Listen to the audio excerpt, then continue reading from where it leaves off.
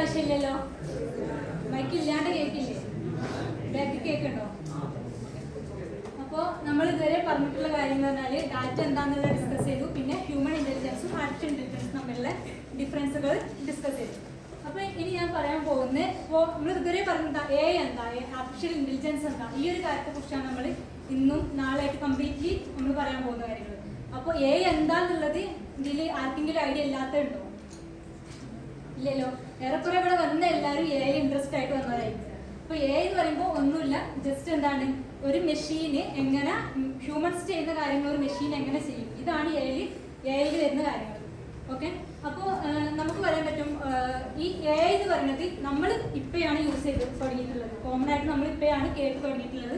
അല്ലെങ്കിൽ ഒരു 1 or 2 year മുന്നിൽ ഇതായിരിക്കും നമ്മുടെ നെ കുറിച്ചുള്ള നോളജ്. പക്ഷെ ഈ എന്ന് പറയുന്നത് ഇപ്പം തുടങ്ങിയ ഒരു കൺസെപ്റ്റാണ്. എന്ന് പറഞ്ഞാൽ എന്താണ്, ഒരു അതായത് 1950 എയുടെ ഒരു സ്റ്റാർട്ടിങ് വരുന്നത്. എന്റെ സ്റ്റാർട്ടിങ് വരുന്നത് എങ്ങനെയാണെന്ന് വെച്ചാൽ അലൻ ട്യൂറിൻ എന്നൊരു സയന്റിസ്റ്റ് എന്ത് ചെയ്തു, ട്യൂറിൻ ടെക്സ്റ്റ് ഇംപ്ലിമെന്റ് ചെയ്തത് കൂടെയാണ് എന്ത് ചെയ്യുന്നത്, എയുടെ ഒരു സ്റ്റാർട്ടിങ് വരുന്നത്. ഓക്കെ. അപ്പോൾ ഈ അതേ ഇയറിൽ തന്നെയാണ് എന്ത്, ഐസക് ആസ്മോറിന്റെ വേറൊരു സയന്റിസ്റ്റ് ഉണ്ട്. അയാള് ഇപ്പൊ നമ്മൾ റോബോട്ടിക്സിനെ കുറിച്ച് കേട്ടിട്ടില്ലേ? അല്ലേ? ഈ റോബോട്ടിക്സ് എന്ന് പറഞ്ഞ കാര്യം എന്താണ്, നമ്മൾ ഇപ്പോഴായിരിക്കും കൂടുതലായിട്ട് കോൺസെൻട്രേറ്റ് ചെയ്യുന്നത്. അപ്പൊ ഈ ഒരു ടേമും എന്താണ്, 1950 ഫസ്റ്റ് ടൈം ഇംപ്ലിമെന്റ് ചെയ്തത്. ഓക്കെ. ഇനി ഈ എയുടെ എന്തായാലും ഫാദർ ഓഫ് എ ആരാണെന്നറിയോ? ഇവിടെ വന്നിരിക്കുന്ന എല്ലാവരും അറിഞ്ഞിരിക്കേണ്ട ഒരു കാര്യമാണ് ഫാദർ ഓഫ് എ ആരാന്നുള്ളത്. ജോൺ മെക്കാർട്ടി എന്ന് പറഞ്ഞ ഒരു സയന്റിസ്റ്റ് ആണ് ഫാദർ ഓഫ് എ എന്നറിയപ്പെടുന്നത്. അപ്പൊ ഇയാളാണ് എന്ത് ചെയ്തത്, എ അതായത് ആർട്ടിഫിഷ്യൽ ഇന്റലിജൻസ് എന്നുള്ള ഒരു ടേം എന്ത് ചെയ്യുന്നത്, കോയിൻ ചെയ്യുന്നത് John McCarthy and his team colleagues ആണ് ഈ ഒരു ടേമിനെ ഫസ്റ്റ് ടൈം ആയിട്ട് നമ്മുടെ മുന്നിലേക്ക് ഇംപ്ലിമെന്റ് ചെയ്തു. ഓക്കെ. അപ്പോൾ ഇതാണ് എയുടെ ഒരു ഹിസ്റ്ററി.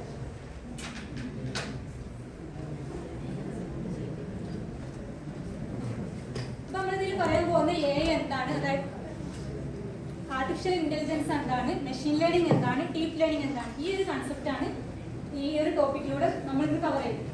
ഓക്കെ. അപ്പോൾ ആർട്ടിഫിഷ്യൽ ഇന്റലിജൻസ് എന്താണെന്ന് നമ്മൾ പറഞ്ഞു. ആർട്ടിഫിഷ്യൽ ഇന്റലിജൻസും ട്രഡീഷണൽ പ്രോഗ്രാമിംഗും തമ്മിലുള്ള ഡിഫറൻസ് എന്താണെന്ന് നോക്കാം.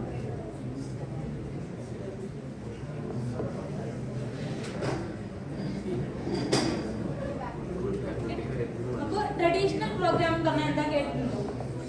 ജസ്റ്റ് ഒന്നുമില്ല. ഇപ്പൊ എക്സാമ്പിൾ ആയിട്ട് പറയുകയാണെങ്കിൽ നമ്മൾ എന്താണ്, ഒരു കാൽക്കുലേറ്റർ, ഈ കാൽക്കുലേറ്ററിൽ എന്താണ് നമ്മൾ എക്സ്പ്ലിസിറ്റ് ആയിട്ട് കുറച്ച് റൂൾസ് കൊടുത്തിട്ടുണ്ട്.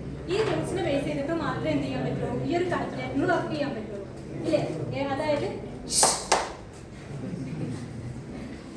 ഈ റൂൾസ് എന്ന് പറയുമ്പോൾ ഒന്നില്ലെങ്കിൽ അതിൽ അഡീഷൻ ആവാം, സബ്ട്രാക്ഷൻ ആവാം, മൾട്ടിപ്ലിക്കേഷൻ ആവാം.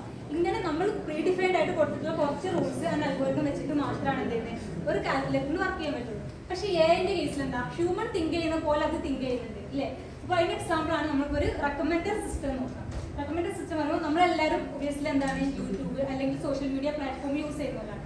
അപ്പോൾ ഇതിൽ എന്ത് ചെയ്യുന്നത്, ഇപ്പൊ നമുക്ക് ഒരു യൂട്യൂബിൽ ഒരു വീഡിയോ കാണാന്നുണ്ടെങ്കിൽ നമുക്ക് നെക്സ്റ്റ് വീഡിയോ എന്ത് കാണണം എന്നുള്ളത് റെക്കമെൻഡേഷൻ ആയിരിക്കും. ഇല്ലേ? അപ്പോൾ അതെങ്ങനെയാണ്, മീൻസ് നമ്മൾ കാണാൻ ആഗ്രഹിക്കുന്ന വീഡിയോ തന്നെ ആയിരിക്കും അവരധികം റെക്കമെൻഡ് ആയിട്ട് നമുക്ക് തരുന്നുണ്ടാവും. അപ്പോൾ അതെങ്ങനെയാണ് ഒരു AI ചെയ്യുന്നത്?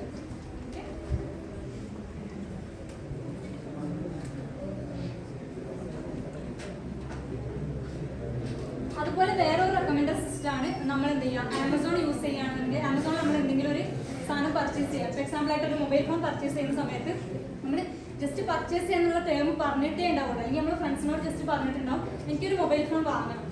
അപ്പോൾ ആ പറഞ്ഞു വന്ന അന്ന് മുതൽ എന്ത് ചെയ്തിട്ടുണ്ടാവും, നമ്മളെ ഫോണിൽ നമ്മൾ അറിയാണ്ട് എന്ത് ചെയ്തിട്ടുണ്ടാവും, ഈ ഒരു ഫോണിനെ കുറിച്ച് ഡീറ്റെയിൽസ് നമ്മളെ ഓരോ അഡ്വർടൈസ്മെന്റിലും വന്നിട്ടുണ്ടാവും.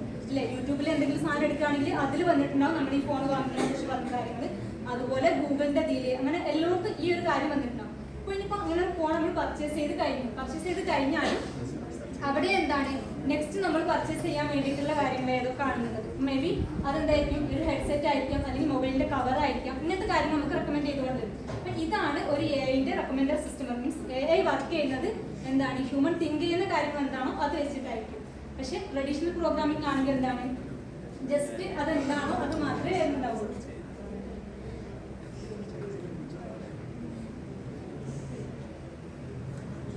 സോ നെക്സ്റ്റ് മെഷീൻ ലേണിംഗ് എന്താണുള്ളത്.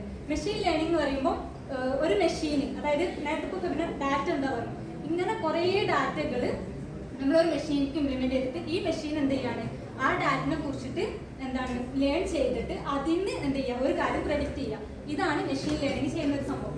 ഇതിൽ മെഷീൻ ലേണിംഗ് എന്ന് പറയുമ്പോൾ 3 ടൈപ്പ് ഓഫ് മെഷീൻ ലേണിംഗ് ഉണ്ട്. Supervised learning, unsupervised learning and reinforcement learning. അപ്പോൾ സിമ്പിൾ ആയിട്ട് പറയുകയാണെങ്കിൽ സൂപ്പർവൈസ്ഡ് ലേണിംഗിൽ ലേബൽഡ് ഡാറ്റിനെ കുറിച്ചായിരിക്കും നമുക്ക് കിട്ടുന്ന കണ്ടന്റ്. മീൻസ് അതിന്റെ പേരിലാണ് ലേബൽഡ് ഡാറ്റിന്റെ പേരിലാണ് എന്ത് ചെയ്യുന്നത് ഒരു സൂപ്പർവൈസ്ഡ് ലേണിംഗ് വർക്ക് ചെയ്യുന്നുണ്ടാവുക. അപ്പോൾ ലേബൽഡ് ഡാറ്റ മീൻസ് അതിനൊരു എക്സാമ്പിൾ പറയുകയാണെങ്കിൽ ഇപ്പോൾ എൻ്റെ കയ്യിൽ 3 കോയിൻസ് ഉണ്ട്. അതൊരു ഇന്ത്യൻ റുപ്പിയാണ്, പിന്നെ വേറൊരു യൂറോ ആൻഡ് ഡോളർ, ഇങ്ങനെ 3 കോയിൻസ് എൻ്റെ കയ്യിലുണ്ട്. 3 എന്താണ് ഡിഫറെൻറ്റ് വെയിറ്റിലാണ് ഉണ്ടാവുക ഓരോ കോയിൻ അല്ലേ. മീൻസ് എല്ലാ കോയിനും സെയിം വെയിറ്റ് ആയിക്കോണമെന്നില്ല. അപ്പോൾ ആ ഒരു ലേബൽ മീൻസ് അതിൻ്റെ വെയിറ്റും പിന്നെ വെയിറ്റ് എന്നുള്ളത് എന്താണ് അതിൻ്റെ ഒരു ഫീച്ചറാണ്. ഈ കോയിൻ എന്നുള്ളതാണ് ഞാൻ കൊടുക്കുന്ന ലേബൽ. അപ്പം ഇതിന്റെ ബേസിൽ ഇപ്പം ഞാനൊരു 3 ഗ്രാം ആണ് എൻ്റെ ഇന്ത്യൻ റുപ്പിക്ക് കൊടുത്ത വെയിറ്റ് എന്നുണ്ടെങ്കിൽ ഈ 3 ഗ്രാം നമ്മളൊരു മെഷീനിൽ കൊടുക്കുന്ന സമയത്ത് അത് കാണിച്ചു തരും എന്ത് ഇതൊരു ഇന്ത്യൻ റുപ്പി ആണെന്നുള്ളത്. അപ്പം ഇതാണ് എന്ത് സൂപ്പർവൈസ്ഡ് ലേണിംഗ്. അതിൽ വർക്ക് ചെയ്യുന്നത് എന്താണെന്ന് വെച്ചാൽ ലേബൽഡ് ഡാറ്റിന്റെ മേലിലായിരിക്കും. അൺസൂപ്പർവൈസ്ഡ് ലേണിംഗ് പറഞ്ഞാൽ അൺലേബൽഡ് ഡാറ്റിന്റെ ഇതിലായിരിക്കും ഈ അൺസൂപ്പർവൈസ്ഡ് ലേണിംഗ് വർക്ക് ചെയ്യുന്നത്. പിന്നുള്ളത് റീഇൻഫോഴ്സ്മെന്റ് ലേണിംഗ്. റീഇൻഫോഴ്സ്മെന്റ് ലേണിംഗ് പറയുമ്പോൾ ഇപ്പോൾ എക്സാമ്പിൾ ആയിട്ട് വരാണെങ്കിൽ ഞാനിപ്പോൾ ഒരു ഡോഗിന്റെ പിക്ചർ ഒരു സിസ്റ്റത്തിന് കാണിച്ചു കൊടുക്കാം. അപ്പൊ ഈ സിസ്റ്റം എന്താണ് ഫസ്റ്റ് ടൈം അത് പ്രെഡിക്റ്റ് ചെയ്യാണ് ഇതൊരു ക്യാറ്റ് ആണെങ്കിൽ, പക്ഷെ ഞാൻ കാണിച്ചു കൊടുത്തത് എന്താണ് ഒരു ഡോഗാണ്. ഓക്കെ, അപ്പൊ ഈ ഡോഗിന് അത് ആദ്യം പ്രെഡിക്റ്റ് ചെയ്തിട്ടുള്ളത് ക്യാറ്റ് ആണല്ലോ. അപ്പൊ നമ്മൾ പറയാണ് ഇത് ക്യാറ്റ് അല്ല ഇത് ഡോഗ് ആണെന്നുള്ളത് എന്ത് ചെയ്യും ആ മെഷീൻ നമ്മൾ ഫസ്റ്റ് ടൈം ഇൻപുട്ട് ആയിട്ട് എന്താണ് പഠിപ്പിച്ചു കൊടുക്കണം, ഫീഡ്ബാക്ക് കൊടുക്കണം. അപ്പൊ ആ ഫീഡ്ബാക്കിനെ ബേസ് ചെയ്തിട്ട് നെക്സ്റ്റ് ടൈം വേറൊരു ഡോഗിന് നമ്മൾ കാണിച്ചു കൊടുക്കുന്ന സമയത്ത് എന്ത് ചെയ്യും ഇതൊരു ഡോഗ് ആണെന്നുള്ളത് ഐഡന്റിഫൈ ചെയ്യണം. ഇങ്ങനെയാണ് എന്ത് റീഇൻഫോഴ്സ്മെന്റ് ലേണിംഗിൽ വർക്ക് ചെയ്യുന്നത്. പിന്നെ മെഷീൻ ലേണിംഗിന്റെ ആപ്ലിക്കേഷൻ, നിങ്ങളുടെ ആരുടെയെങ്കിലും ഫോണിൽ മെഷീൻ ലേണിംഗിന്റെ ആപ്ലിക്കേഷൻ യൂസ് ചെയ്യുന്നതായിട്ട് ആർക്കെങ്കിലും അറിയാം? ഇപ്പോൾ എക്സാമ്പിൾ ആയിട്ട് വരികയാണെങ്കിൽ ഇപ്പൊ നമ്മുടെ ഒരു മെയിൽ ബോക്സിൽ എന്തുണ്ട് സ്പാം ഡാറ്റാസ് ഉണ്ടാവാറുണ്ട് ഇല്ലേ. സ്പാം ഫോൾഡറിൽ കുറെ മെയിൽ എന്താണ് സ്പാം ഫോൾഡറിൽ വന്ന് കിടക്കുന്നുണ്ട്. അത് നിങ്ങൾ ആരെങ്കിലും ചെയ്യുന്നതാണോ? അല്ലല്ലോ. മീൻസ് ഓട്ടോമാറ്റിക്കലായിട്ട് എന്ത് ചെയ്യാണ് സ്പാം ഡാറ്റാസിനെ ഒരു ഫോൾഡറിലേക്ക് നമ്മുടെ ഫോണിൽ എന്ത് ചെയ്യാണ് ഫിൽറ്റർ ചെയ്തിട്ട് വെക്കുക. അപ്പോൾ ഇങ്ങനത്തെ കാര്യങ്ങൾ അതുപോലെ ഇപ്പോൾ നമ്മൾ പറഞ്ഞ പല ആപ്ലിക്കേഷനും റെക്കമെൻഡർ സിസ്റ്റംസ് പിന്നെ റിസ്ക് മാനേജ്മെന്റിൽ സോഷ്യൽ നെറ്റ്വർക്കിൽ ഇങ്ങനെ എല്ലായിടത്തും എന്തുണ്ട് മെഷീൻ ലേണിംഗിന്റെ ആപ്ലിക്കേഷൻസ് വരുന്നുണ്ട്.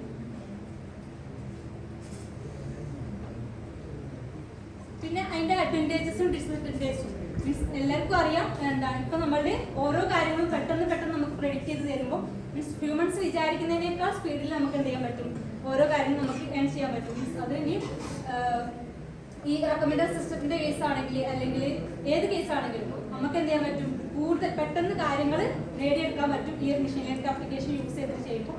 അതുപോലെ എന്താണ് ഫ്രോഡ് ഡിറ്റക്ഷൻ ഇങ്ങനെ ഒരുപാട് കാര്യങ്ങൾ പെട്ടെന്ന് ചെയ്യാൻ പറ്റും. പിന്നെ ഇതിന്റെ ഡിസഡ്വാൻറ്റേജ് ആയിട്ട് വരുന്നത് വെച്ചാൽ അതിന്റെ ഒരു എന്താ പറയാ ഇപ്പൊ ഈ ഡാറ്റനെ ലേൺ ചെയ്ത് പഠിപ്പിച്ച് കൊടുത്തിട്ട് വേണ്ട ഈ ഒരു സാധനം ഇംപ്ലിമെന്റ് ചെയ്യാൻ. അപ്പൊ അവിടെ ഒരു ടൈം ഡിലേ, ഇതാണ് ഇതിന്റെ ഒരു ഡിസഡ്വാൻറ്റേജ് ആയിട്ട് വരുന്നത്. ദെൻ നെക്സ്റ്റ് വരുന്നത് ഡീപ് ലേണിംഗ്. ഡീപ് ലേണിംഗ് എന്ന് പറയുമ്പോൾ ആർട്ടിഫിഷ്യൽ ന്യൂറൽ നെറ്റ്വർക്കിന്റെ കൺസെപ്റ്റ് ആണ് ഇതിൽ വരുന്നത്. അതായത് ഇതെന്താണ് മെഷീൻ ലേണിംഗിന്റെ സബ്സെറ്റ് ആയിട്ടാണ് ഡീപ് ലേണിംഗ് വരുന്നത്. ഇനി ആർട്ടിഫിഷ്യൽ ന്യൂറൽ നെറ്റ്വർക്ക്. ഇപ്പൊ ഈ ആർട്ടിഫിഷ്യൽ ന്യൂറൽ നെറ്റ്വർക്ക് വർക്ക് ചെയ്യുന്നത് സിമിലർ ടു ഏതായിരിക്കും brain neural network. Brain neural network എന്ന് പറയുമ്പോൾ എന്താണ് നമുക്ക് എല്ലാവർക്കും അറിയാം. നമ്മൾ എന്താ പറയാ ചെറിയ ക്ലാസ്സിലൊക്കെ പഠിച്ചിട്ടുണ്ടാവും എന്ത് ന്യൂറോൺസ് ഡെൻഡ്രോൺസ് ഇങ്ങനെ നമ്മൾ ബ്രെയിനിന്റെ സ്ട്രക്ചർ നമ്മൾ പഠിച്ചിട്ടുണ്ടാവും. ബ്രെയിനിന്റെ സ്ട്രക്ചറിൽ എന്തുണ്ട് കുറെ ന്യൂറോൺസ് ഉണ്ടാവും, അതിൽ കുറെ ആക്സോൺ ഡെൻഡ്രോൺ ഇങ്ങനെ കുറെ ടേംസ് നമ്മൾ പഠിച്ചിട്ടുണ്ടാവും. ഇതേ സ്ട്രക്ചർ ആണ് എന്തിൽ വരുന്നത് ഒരു ആർട്ടിഫിഷ്യൽ ന്യൂറൽ നെറ്റ്വർക്കിൽ വരുന്നത്. അപ്പൊ ഇതിലെ എന്ത് ചെയ്യും എക്സ്റ്റേണൽ സോഴ്സിൽ നിന്ന് ഡാറ്റ ഇൻപുട്ട് ലെയർക്ക് വരും. ഈ ഇൻപുട്ട് ലെയറിനുള്ള ഡാറ്റ എന്ത് ചെയ്യും ഹിഡൻ ലെയർക്ക്, അതായത് സെക്കൻഡ് ലെയർ ആണ് ഹിഡൻ ലെയർ. ഈ ഹിഡൻ ലെയർക്ക് വരും. ഈ ഹിഡൻ ലെയറിന് ഇതിൽ കുറെ അതായത് ഓരോ ഇൻപുട്ട് ലെയറിനും വരുന്ന ഒരുപാട് ഡാറ്റാസ് ഉണ്ടാവും. ഈ ഡാറ്റാസിനൊക്കെ കൂടി ഒരു വെയിറ്റ് ഉണ്ടാവും. ആ വെയിറ്റ് കമ്പ്യൂട്ട് ചെയ്തിട്ട് എന്ത് ചെയ്യും ഔട്ട്പുട്ട് ലെയർക്ക് പോകും. ഇങ്ങനെയാണ് ഇതിന്റെ ഒരു വർക്കിംഗ്. പിന്നെ type of neural network. Type of neural network എന്ന് പറയുമ്പോൾ 3 ടൈപ്പ് ഓഫ് ന്യൂറൽ നെറ്റ്വർക്കാണ് വരുന്നത്. ഒന്ന് നമ്മൾ പറഞ്ഞ AN എന്ന് പറയുമ്പോൾ artificial neural network. Artificial neural നെറ്റ്വർക്കിൽ തന്നെ നമ്മൾ പറയുന്ന വേറൊരു പേരാണ് ഫീഡ് ഫോർവേഡ് ന്യൂറൽ നെറ്റ്വർക്ക്.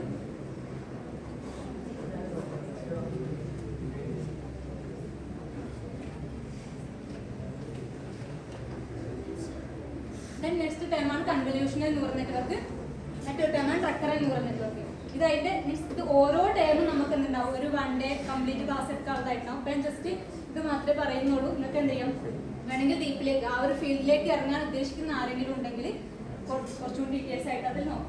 അപ്പോൾ ജസ്റ്റ് പറയുകയാണെന്നുണ്ടെങ്കിൽ ഈ ഫോർവേഡ് ആർട്ടിഫിഷ്യൽ ന്യൂറൽ നെറ്റ്വർക്ക് ഇതിൽ നമ്മൾ അനലൈസ് ചെയ്യുന്നത് പറയുമ്പോൾ ടെക്സ്റ്റുവൽ ഡാറ്റ അല്ലെങ്കിൽ ഇതുപോലത്തെ കാര്യങ്ങൾ മീൻസ് ജസ്റ്റ് ടെക്സ്റ്റുവൽ ഡാറ്റ ആയിരിക്കും അതിൽ അനലൈസ് ചെയ്യുന്നത്. പിന്നെ വരുന്ന convolutional neural network. Convolutional neural നെറ്റ്വർക്കിൽ നമ്മൾ അനലൈസ് ചെയ്യുന്ന ഡാറ്റ ഇമേജ് പ്രോസസ്സിംഗ്, അതായത് ഇമേജിനെയാണ് കൺവല്യൂഷണൽ ന്യൂറൽ നെറ്റ്വർക്കിൽ യൂസ് ചെയ്യുന്നത്. പിന്നെ തേർഡ് വൺ ഈ റെക്കറന്റ് ന്യൂറൽ നെറ്റ്വർക്കിൽ യൂസ് ചെയ്യുന്നത് പറഞ്ഞാൽ സീക്വൻസ് ഡാറ്റ ആയിരിക്കും. ഓക്കെ, ഇങ്ങനത്തെ ഓരോ ഡാറ്റനെ നമ്മൾ എന്താണ് മീൻസ് എല്ലാ ഡാറ്റയും ഒരൊറ്റ ഇതിൽ കൊണ്ടല്ല നമ്മൾ ചെയ്യുന്നത്, പഠിക്കുന്നത്. ഓരോന്നും ചെയ്യാനും എന്ത് ചെയ്യണ്ടാവും, ഓരോ ടൂൾസാണ് നമ്മൾ യൂസ് ചെയ്യുന്നത്. അപ്പോൾ ഈ ടൂൾസിനെ കുറിച്ച് വേണ്ടവർക്ക് കൂടുതൽ സെറ്റാക്കും. പിന്നെ ഇതിൻ്റെ എന്താണ് അപ്ലിക്കേഷൻസ്. ഇപ്പോൾ ഫസ്റ്റ് അപ്ലിക്കേഷനാണ് കമ്പ്യൂട്ടർ വിഷനിൽ, പിന്നെ അതുപോലെ NLP നാച്ചുറൽ ലാംഗ്വേജ് പ്രോസസ്സിങ്ങിൽ, പിന്നെ റീഇൻഫോഴ്സ്മെന്റ് ഇതിൽ ഓരോന്നിലുള്ള അപ്ലിക്കേഷൻസ് ആണ്. അപ്പം നമ്മളെ ഒബ്ജക്റ്റ് ഡിറ്റക്ഷൻ, ഇമേജ് ക്ലാസിഫിക്കേഷൻ, പിന്നെ ഇമേജ് സെഗ്മെന്റേഷൻ, ഇങ്ങനത്തെ ഓരോ കാര്യങ്ങളും നമ്മളിതിൽ പലരും ഓരോ ടോപ്പിക്ക് ഡിവൈഡ് ചെയ്തിട്ടുള്ള. അപ്പോൾ ഓരോന്നും ഓരോരുത്തർ പറയായിരിക്കും.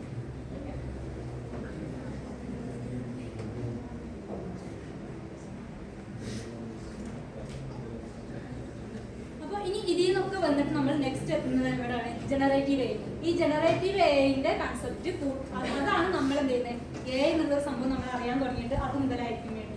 ഇപ്പോൾ എക്സാമ്പിൾ ആയിട്ട് വരാമെങ്കിൽ chat G P T Bard ഇതുപോലത്തുള്ള ഓരോ സിസ്റ്റം. ഇതെന്താണ്, ജനറേറ്റീവ് AI ആണ്.